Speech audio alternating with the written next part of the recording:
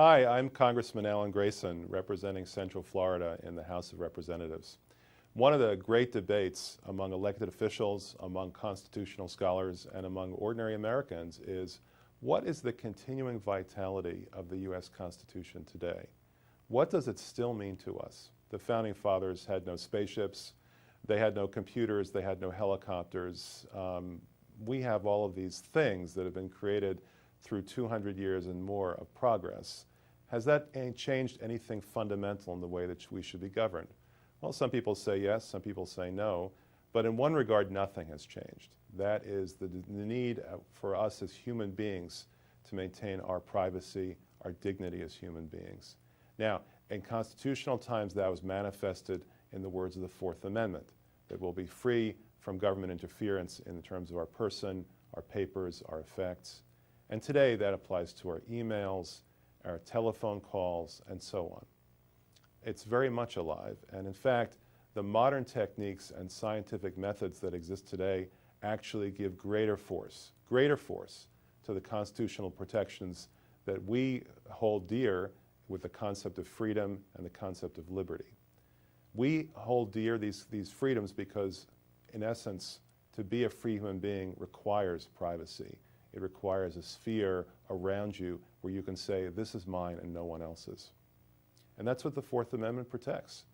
And today the Fourth Amendment is under assault.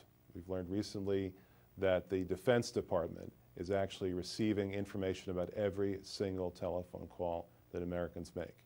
You can call Domino's and order a pizza, and the Defense Department finds out about that in very short order.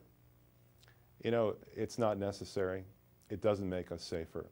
But even if it does make us safer, even if it did make us safer, the fact is it's beneath our dignity as human beings. And that is the secret magic of the Fourth Amendment, to go right to the heart of what it means to be an autonomous, special person on your own, with privacy, with freedom, and with dignity. We have to draw that line in exactly the same place that the Founding Fathers drew it. If the government wants anything that belongs to someone else, a private person, they need to do so with probable cause. The essence of the Fourth Amendment. The fact that you can't simply grab anything you feel like grabbing. You have to show that the person from whom you are grabbing that information, those papers, those effects, either committed a crime or possesses information about a crime being committed. And also particularity, another crucial element of the Fourth Amendment. When the government needs information, it can't just throw out a dragnet and hope for the best. It can't go on some grand fishing expedition. Instead, it has to be specific about what it needs and get a court authorization for just that and nothing else. These are very basic principles. You know, you don't have to be a constitutional scholar to understand these ideas. And that is the beauty of the Fourth Amendment, the fact that it corresponds to something deep within us, the sense of self. And that's why I'm so happy that so many people are gathered here today in order to protect the Fourth Amendment, to sustain the Fourth Amendment, and to let freedom ring. I'm Congressman Alan Grayson. Thank you for being part of this.